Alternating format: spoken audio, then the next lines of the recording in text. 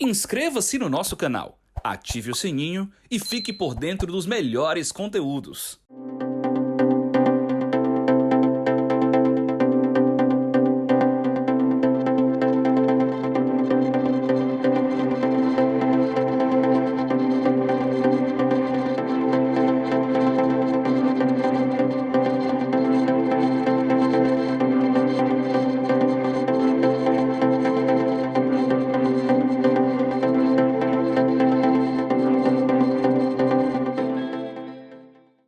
Olá, está começando mais um Cenários. Eu sou Tomás de Paula Pessoa, advogado, membro honorário da Comissão Nacional de Direito da Mineração da Associação Brasileira dos Advogados. E estou aqui com o Dr. Adão Linhares e o Dr. Francisco Teixeira para tratarmos do tema Projetos de Mineração no Brasil. Eu gostaria de dar as boas-vindas aos nossos convidados e a você que nos assiste e iniciar esse debate de hoje. Então, já de antemão, passo a palavra para as considerações iniciais do doutor Adão Linhares. Boa tarde, Adão. Eu creio que é uma oportunidade interessante para a gente conversar e discutir sobre o assunto de mineração, e principalmente quando ela está atrelada aos outros setores. Por exemplo, eu estou aqui como especialista em energia, então a gente está aí fazendo uma horizontalidade aí entre o tema de mineração com energia e com o fertilizante, entra o hidrogênio verde, ou seja, a gente tem aí um contexto que é bem interessante essa discussão. Basicamente, muito rápido a minha consideração inicial. E de antemão já passo para o doutor Teixeira, já fazer as suas considerações iniciais.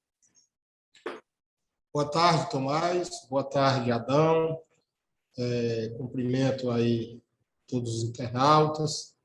Agradeço aí o convite do pessoal da Trends Ceará para participar deste encontro e faço as palavras do Adão, da importância, né, de debate sobre esse tema, né, da mineração, sobretudo faço o grande projeto, né, Itataia, que está aí em discussão bem atual aqui no estado do Ceará, e há preocupações, como em todo projeto de mineração, né, seja de questões ambientais, questões de suporte hídrico, né, e levando em conta sempre os benefícios, né, que esses projetos podem gerar à sociedade, né, e, sobretudo, numa região pobre, né, do interior do estado do Ceará, que é o município de Santa Quitéria e adjacências. Portanto, esperamos que tenhamos um rico debate. Excelente. Já passo para a primeira pergunta.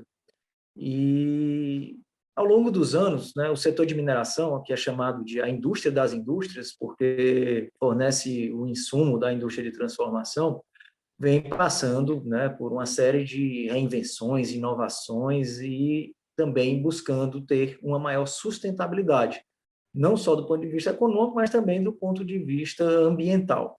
E eu gostaria de saber dos senhores, né, como é que os senhores veem essa nova fase da mineração e também como ela está aqui no Brasil e o que isso pode trazer de positivo para o desenvolvimento do setor, principalmente aqui no estado do Ceará. Teixeira, fica à vontade, por favor. Bem, não sou um expert, um especialista na área de mineração, mas como o Brasil, né, um país que se destaca nesse setor, né, nós somos aí se não o principal, mas um dos principais exportadores de minérios do mundo, né? Temos aí, a exemplo, do minério de ferro, temos aí uma das maiores mineradoras do mundo, né? Que é a Vale, e temos aí um estado, né, que representa bem a realidade dessa questão no país, né? Minas Gerais, não é à toa que o nome é Minas Gerais, né? Vem desde a época do ciclo do ouro, e se destaca, né, ainda hoje, né, na mineração, né, vários municípios históricos e municípios, né, atuais que vivem da mineração inteiramente, né, no país, Temos aí o caso do Pará também, que tem se destacado nas últimas décadas, né, na mineração. E aqui no Ceará, por exemplo, a gente sempre, né, desde menino, por enquanto que a gente fala, né, dessa possível exploração da mina de Tataia, né, isso vem de longas datas, né, eu me recordo das primeiras notícias ainda no início dos anos 70, e hoje nos deparamos com essa possibilidade mais real, um cenário que tem um lado, né, da inovação, de novas tecnologias, para dar maior sustentabilidade, seja financeira, econômica, social e ambiental, né, para essa atividade, e ter aí um lado de poder gerar economia, né, e tirar da pobreza parte da sociedade aí do interior do Ceará, sobretudo, como eu falei, aí no município de Santa Quitéria. Do outro lado, nós temos a preocupação natural, normal da sociedade, seja por falta de conhecimento mais profundo no assunto, seja por razões mesmo fáticas, né, importantes. Afinal de contas, nós tivemos aí 2 acidentes recentemente, né, recentemente que eu digo aí nos últimos anos, no Brasil, com barragens de rejeito, né, o caso de Mariana, né, cidade símbolo também da mineração, desde o ciclo do ouro em Minas Gerais, né, e mais recentemente Brumadinho, né. Então, como em todo acidente, eu sou da área de recursos hídricos e trabalho com barragens. Há também acidentes nas barragens que não são de rejeito, nas barragens que armazenam água. Tem acidentes conhecidos no mundo todo, também aqui no Brasil.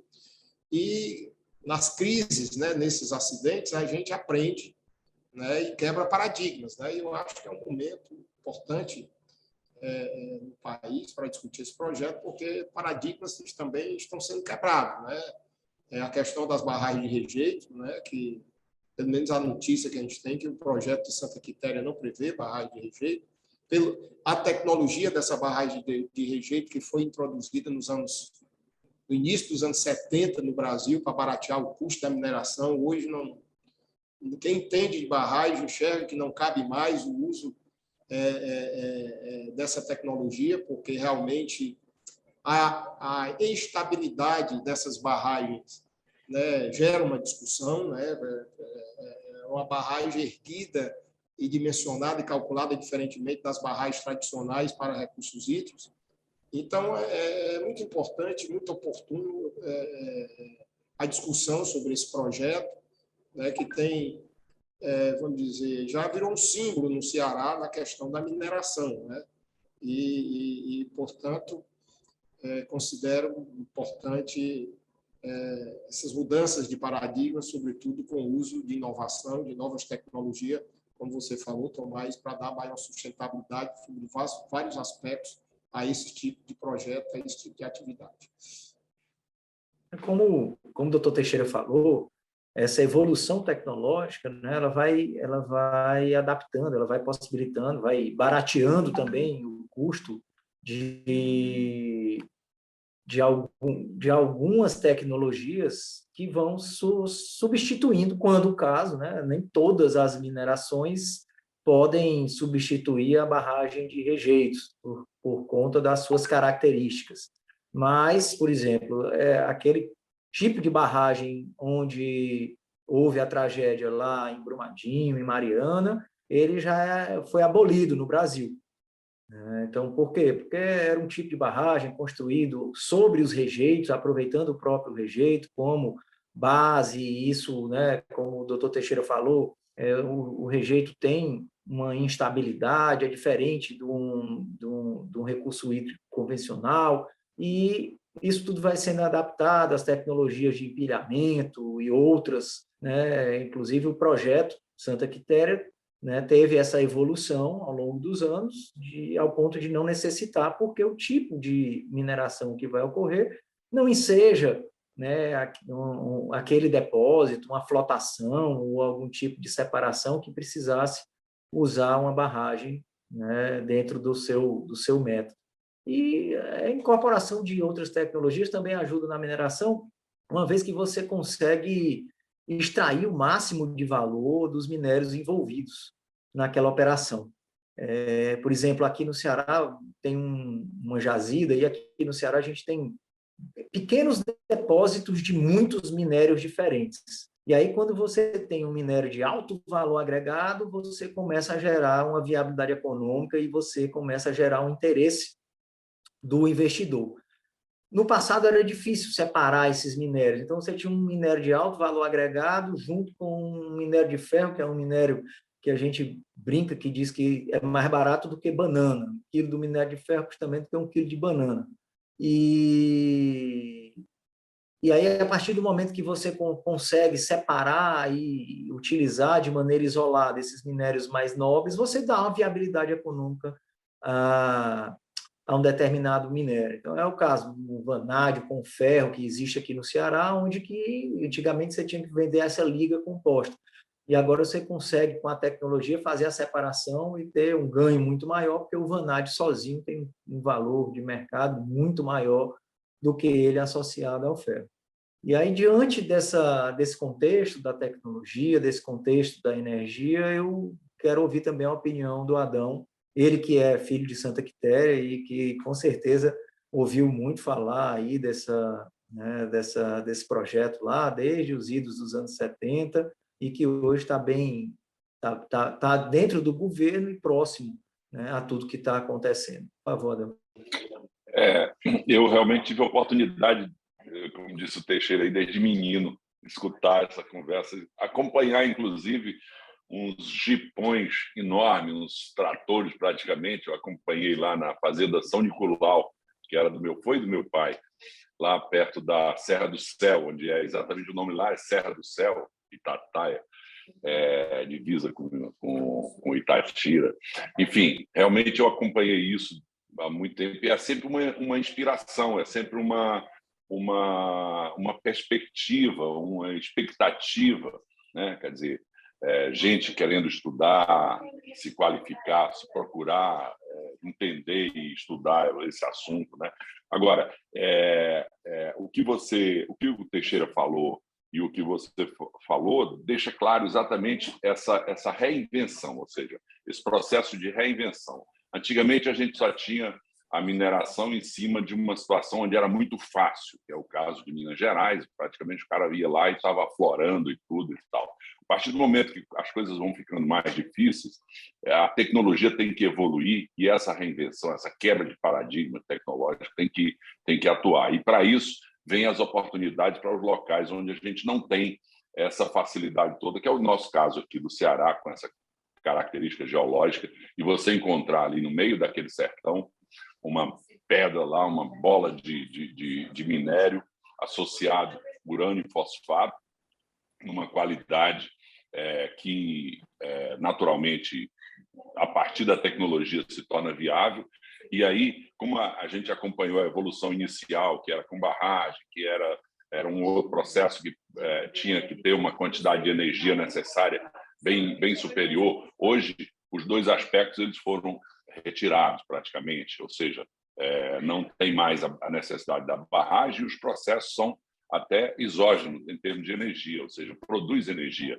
Então, ele vai necessitar o início de uma entrada de energia, e depois ele auto se sustenta, gerando praticamente ou uma boa parte da energia necessária, ou seja, é um processo realmente reinventado, revolucionário, que facilita e viabiliza a produção desses dois minérios, né? Quer dizer, o urânio hoje e vai ser ainda, tem uma expectativa muito grande em termos de produção energética, onde você tem uma concentração de energia maior na natureza por grama, ou seja, a densidade energética maior, é o minério que tem maior densidade energética, e o fosfato da tão necessária como elemento para a produção de fertilizantes próprios no Brasil, né? Quer dizer, eu acho que essa reinvenção é o fator que está trazendo o Ceará, depois desse tempo todo, está trazendo o Ceará para a ponta, para uma situação, uma oportunidade de ponta.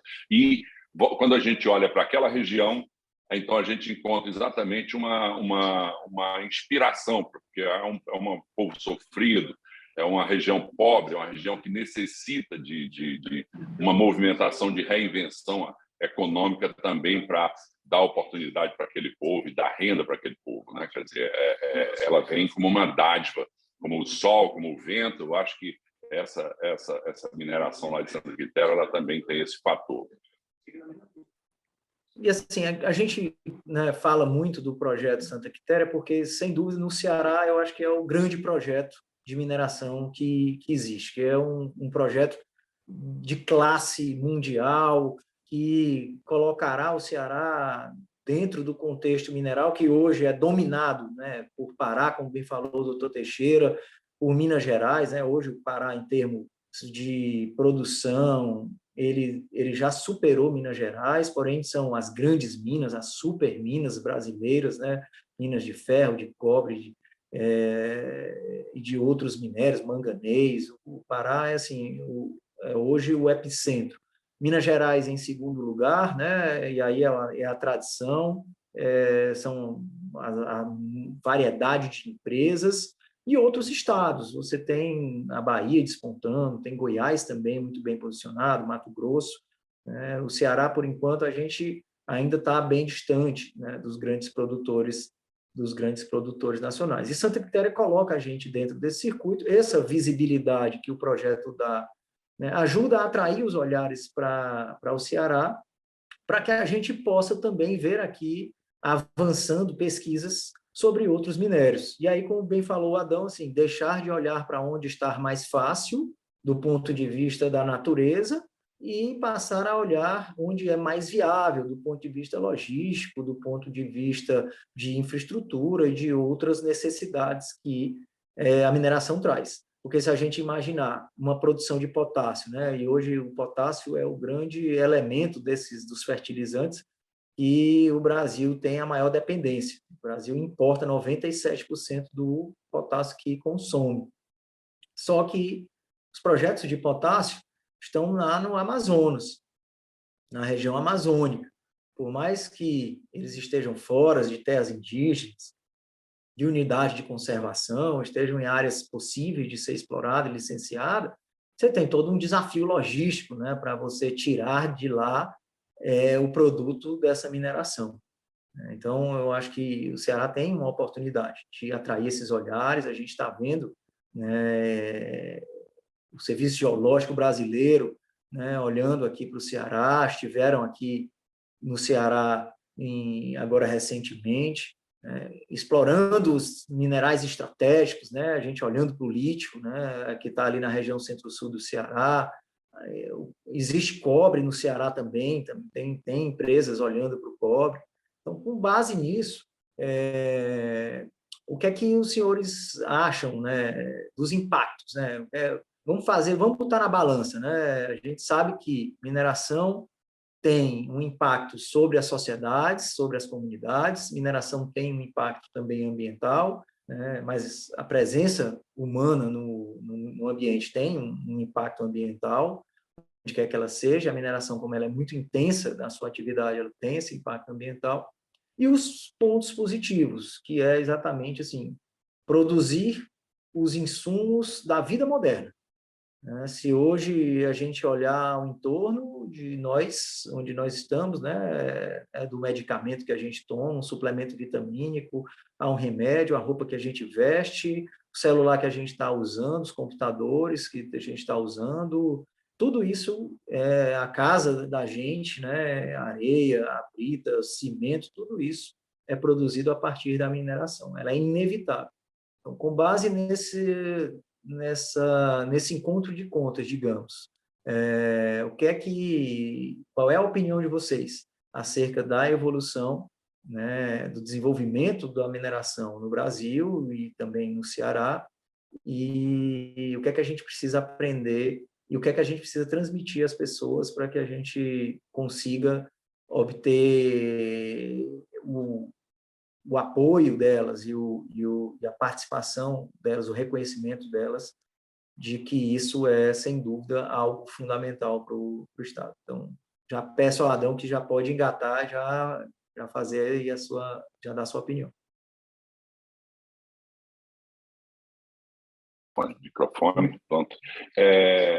Eu vou começar pelo lado negativo, porque eu sou engenheiro mecânico, mas me especializei em engenharia nuclear.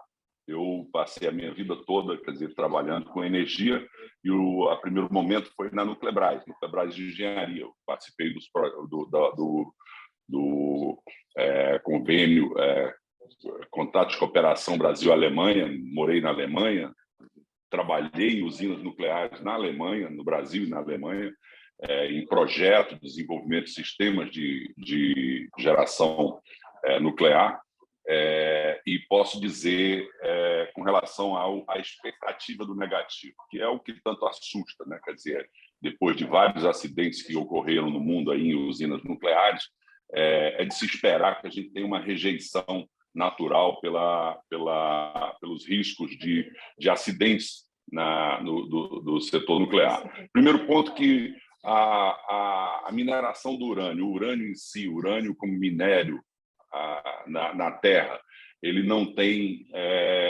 uma radiação uma quantidade e qualidade de radiação que venha a prejudicar ou interagir com a vida, com a vida humana ou animais e tal.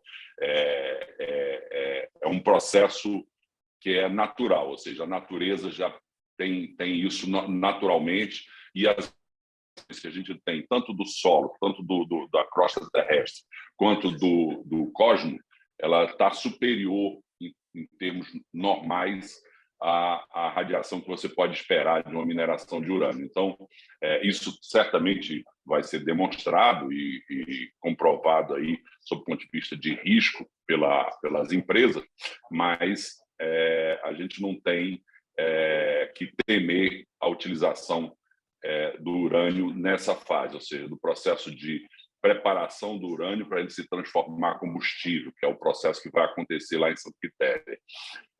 O fosfato, da mesma forma, é um elemento que está na natureza, que é utilizado, e que o processo de mineração, como qualquer outro, como ferro, como qualquer outro, tem os seus efeitos negativos pelo feita a mineração. Tudo isso, naturalmente, tem processos ambientais de mitigação. A mitigação e desses efeitos são possíveis, né? Agora, o lado positivo, não. Aí a gente tem uma diferença muito grande. Ou seja, o fato da tecnologia, o fato da logística, o fato da infraestrutura que a gente tem no Ceará, e a junção de todos esses aspectos, a produção do urânio, a gente vai ter aí um acréscimo que vai da ordem de, eu diria, de hoje, a produção de urânio brasileira está em torno de 260 toneladas por ano. E a partir de 2024, isso aí em Caetitela, na Bahia, passaria para 1.000 toneladas por ano. 2025, 2026, chegando ao máximo em 2027, passaria para 3.100 toneladas por ano. E isso colocaria o Brasil no cenário mundial de produtor de urânio, que é um energético, na faixa de 5% de toda a produção de urânio mundial. A partir de 2027, aí, indo para frente, aí, num crescente que certamente manteria esse percentual.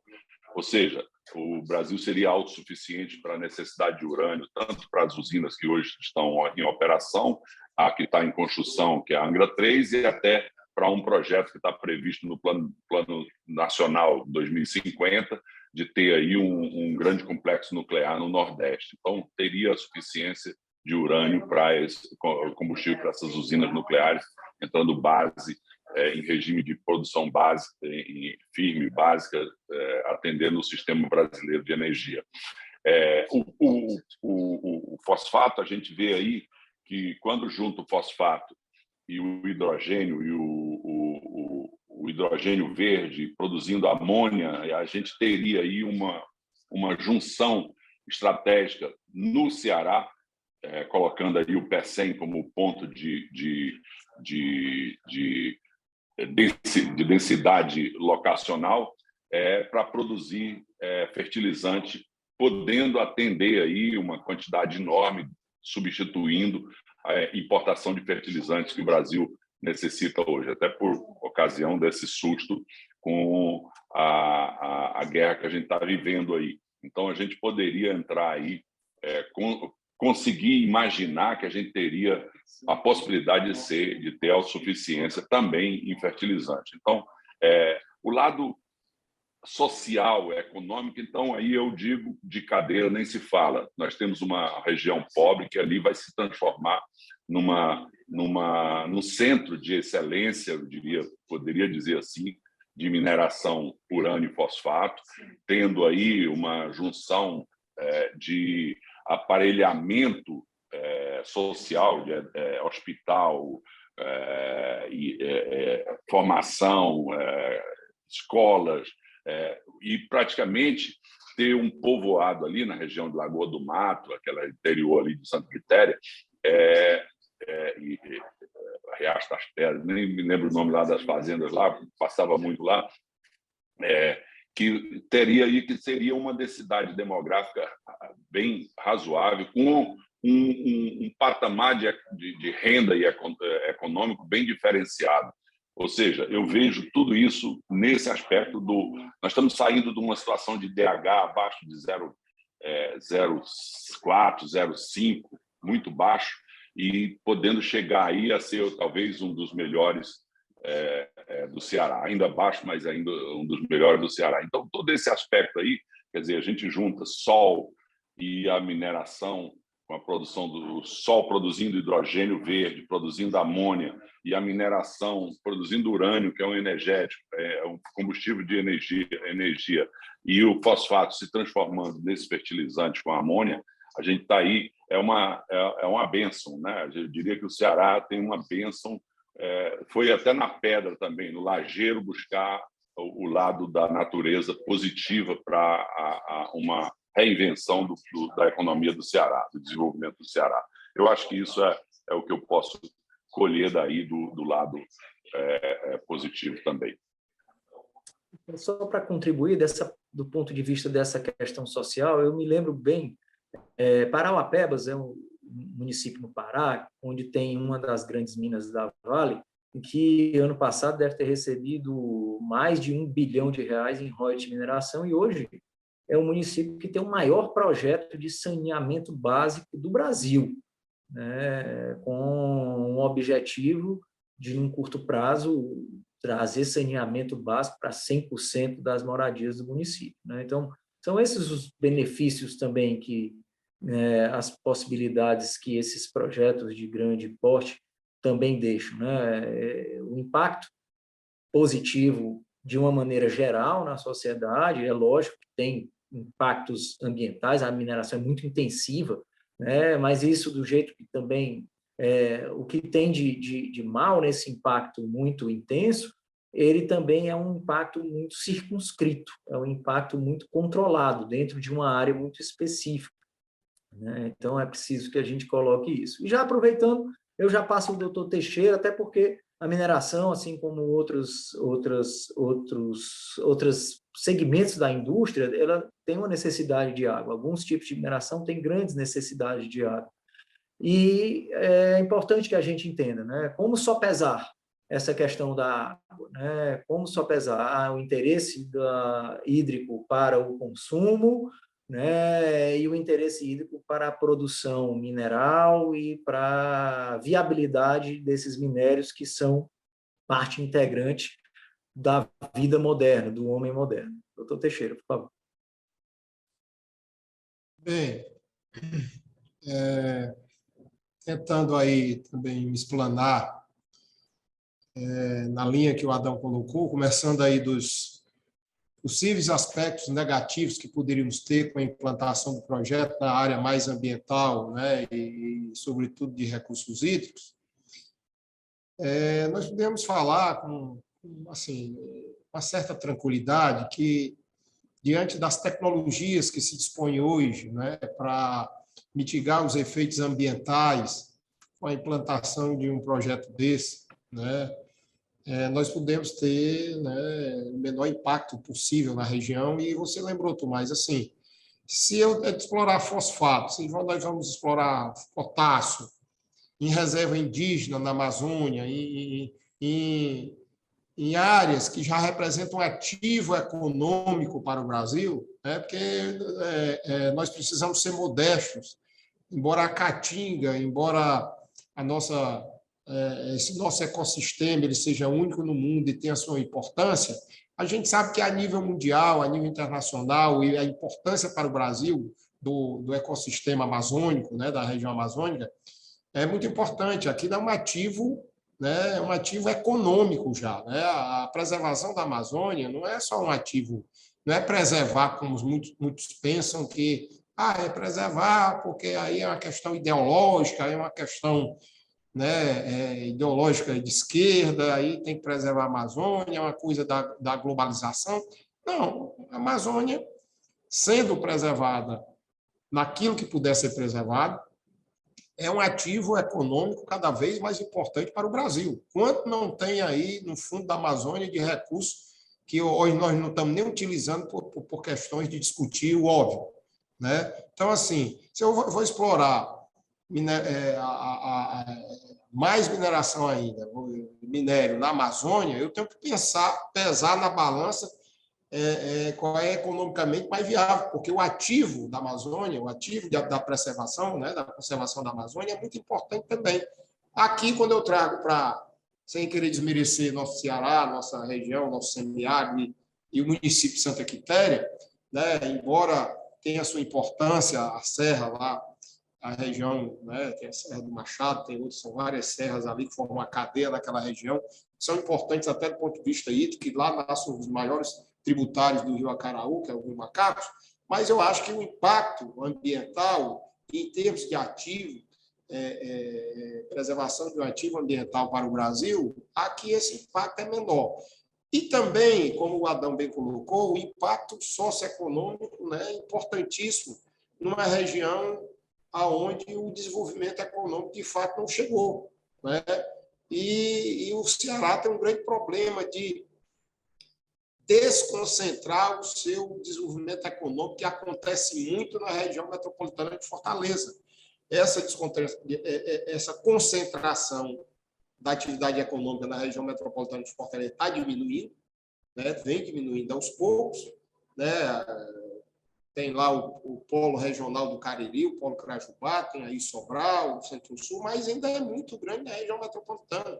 O próprio Porto do Pecém, o complexo industrial e portuário do Pecém, é na região metropolitana de Fortaleza, né? Aí você imagina a gente ter um polo de mineração, como vocês bem colocaram, botar o Ceará no mapa mundial da mineração, né? Primeiro no brasileiro, depois mundial, né? E também significa ainda, né, fortalecer ainda todo esse trabalho que a gente vem desenvolvendo na área de energia, né? Onde já estamos tendo uma certa notoriedade nas energias renováveis, né? Energia solar, energia eólica, e agora com produção de urânio, que poderá, né, aí mover, né, centrais nucleares que não adianta querer, a indústria nuclear não pode ter, aí não pode ter hidrelétrica, aí também não pode ter parque eólico, solar, aí alguma coisa tem que ter, porque para a humanidade sobreviver, né, desde que o homem foi morar em cidades e foi constituir as primeiras civilizações da história, né, a gente precisa, né, de intervenções no meio ambiente para sobreviver, e gera um impacto ambiental, que é papel da tecnologia, papel nosso, diminuir esse impacto, né? Na questão da água, que há uma preocupação muito grande, o Ceará vamos dizer, é a referência do semiárido brasileiro, né, da escassez hídrica. Todos sabem no Brasil, quem milita na área de recursos hídricos, que hoje eu sou um especialista da área, que trabalha há 40 anos, tenho mestrado em recursos hídricos, ocupei vários cargos públicos aqui no Ceará, em Brasília, e nós somos uma referência nacional hoje em gestão de recursos hídricos. Nós não iríamos ser irresponsáveis de admitir, vamos dizer, de autorizar uma outorga para um projeto desse se a gente achasse que não tinha água, né? Olha, para você ter uma ideia, a demanda desse projeto está em torno aí de 250 litros por segundo.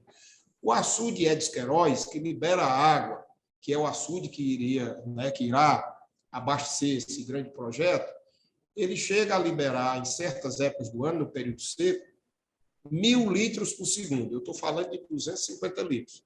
Chega a liberar 1.000 litros por segundo para perenizar todo, né, o rio onde ele fica, né, que é o Guaíras, até um encontro ali com o rio Acaraú. E chega a liberar, no período, vamos dizer, de chuvas, que tem a irregularidade das chuvas, mas fica liberando 24 horas por dia, 300, 350 litros por segundo, para poder atender comunidades à margem do rio que poderiam ser perfeitamente atendidas por adutoras. Então, no momento em que eu faço uma adutora, a Taperoaba, que é um distrito de Sobral que é atendido a partir da perenização do rio, para comunidades ali da própria Santa Quitéria, que fica na margem do rio, a jusante do açude. Na hora que eu lanço uma adutora ali na margem do rio e atendo essas comunidades, que pasmem, só para vocês terem uma ideia, eu não preciso de mais, não chega nem a 30 litros por segundo a demanda de água dessas comunidades. Então, inclusive com o distrito de Itaperoaba dentro. Então, se eu fizer uma adutora para 30 litros por segundo, eu atendo toda a população ribeirinha com abastecimento humano e economizo 300 litros que eu estou jogando 24 horas por dia para atender essa população. Então, a intervenção de fazer uma adutora, eu economizo a água para um projeto que vai dar uma dimensão econômica na região, sem querer desmerecer a agropecuária da região, muito maior do que o setor poderia, o setor primário poderia ensejar. Porque a gente sabe, Santa Quitéria é uma região que não tem solos, terras aráveis, né, em abundância para desenvolver uma agricultura de alta tecnologia, como se desenvolve em outras partes do Brasil, inclusive aqui mesmo na Chapada do Apodi, até no Baixo Acaraú. A pecuária leiteira não se estende até aí, vamos dizer, com a dinâmica e com a sofisticação e com a tecnologia que está em outras regiões do estado, como o Vale do Jaguaribe e Banabuiú. E o grande projeto de agricultura irrigada que tem na região é o Baixo Acaraú, que fica lá no litoral, Marco de la Cruz, onde a água do Edis Queiroz nem chega lá. Ou seja, não é questão de dizer, vamos tirar 250 litros, que hoje é utilizado na irrigação, e jogar na mineração. Não, esses 250 litros estão sendo jogados praticamente fora, com a forma de perenizar o rio, que é perdulária, que eu posso substituir, já que o projeto tem uma dimensão econômica importante para a região, eu substituo parte dessa perenização por uma adutora barata, para levar 30 litros por segundo, e economizo 300, que pode ser revestido para a mineração. Além disso, a gente tem todo o planejamento futuro para a região, que vocês dois são lá de Santa Quitéria, sabem bem, tem 2 grandes tributários que passam em Santa Quitéria, que são afluentes livres, que jogam água para o mar hoje, ali para o rio Acaraú, são afluentes, é o rio Macacos, que inclusive já terminamos, já estamos concluídos, temos o projeto executivo pronto do açude Poço Comprido, né, no rio Macacos, que é um açude para 350 milhões de metros cúbicos, o Edis Queiroz são 250, o Macacos é um açude que terá capacidade para 350, e o açude Jacurutu, que terá capacidade, que é o rio açude Pedregulho, no rio Jacurutu, com capacidade até para mais de 100 milhões de metros cúbicos. Então, assim, eu tenho um potencial hidrológico ali que uma pequena parte dele pode ser mobilizada sem, eu diria, impactos maiores para o atendimento da população, para o projeto que pode gerar, como o Adão aí colocou os exemplos, né, mudar a economia de toda uma região e que se encaixa perfeitamente nas cadeias produtivas que o Ceará está montando, já tem parte montada e está montando, né, como a do hidrogênio verde, né, o hub portuário, né, do PECEM, né, e a questão do agronegócio, porque o Brasil, né, o principal ator de agronegócio do mundo, o Ceará também tem sua parte, e tudo isso se integra com esse grande projeto. Então, assim, cabe a nós, né, gestores e aqueles especialistas na área de meio ambiente, na área de mineração, sobretudo, encontrar as melhores formas, as melhores tecnologias para diminuir o máximo possível os impactos negativos do projeto e ficar aí com os impactos positivos que, a meu ver, dentro, vamos dizer, não tenho um conhecimento absoluto nessa área, não sou especialista, mas acho que pode gerar e mudar a realidade de uma região que é das mais pobres do estado. Sem dúvida. E corroborando com tudo que foi dito, tanto pelo doutor Teixeira como pelo doutor Adão Linhares, o Teixeira mesmo comentou sobre, né, a geração de energia hidroelétrica, né, com seus grandes lagos, que você acaba tendo que mudar, né, as comunidades de lugar, e tendo grandes áreas alagadas, e aí você, né, acabando ali, tendo que ter uma mudança em um determinado ecossistema. Diferente disso, a mineração, com a sua concentração de atividade, uma atividade altamente intensiva, né, tanto em área como em energia, você não tem que mover nenhuma comunidade de local, não tem que realocar comunidades, você acaba tendo um controle maior desse dano ambiental, né, conseguindo fazer ali, né, uma mitigação mais eficaz, mais eficiente da questão ambiental. E, no paralelo, você justificar economicamente o investimento, porque a comunidade pode se perguntar, por que não fazer esse investimento em adutoras agora?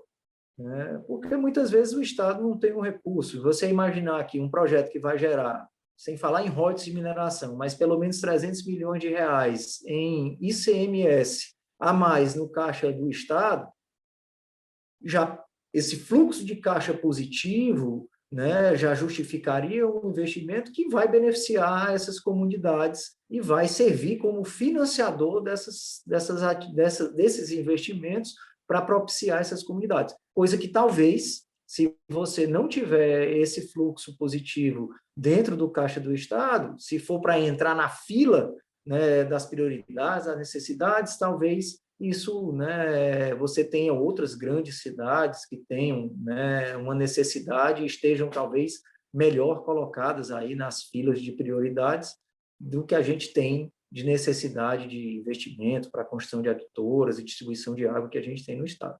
Então, com essas considerações, eu queria agradecer a presença, né, e a participação do doutor Adão Linhares, doutor Francisco Teixeira, muito obrigado, eu sempre ganho em ouvi-los e em participar desses momentos com vocês, e agradecer a oportunidade e a Trends pelo convite de mediar um debate tão rico e de tão alta qualidade. Então, chegamos ao final de mais um Cenários. Eu quero agradecer a participação de todos e a audiência, e próxima quinta tem mais. Muito obrigado.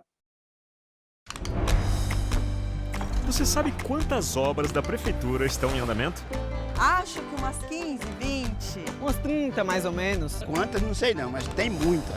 São mais de 100 obras da Prefeitura em andamento. Tem obra de infraestrutura, saneamento, asfalto novo, escola, creche, tudo para deixar nossa cidade ainda melhor. Olha como tá isso aqui, ó. A construção do novo Gonzaguinha do Zé Walter tá quase pronto. Prefeitura de Fortaleza, transformando desafios em novas conquistas.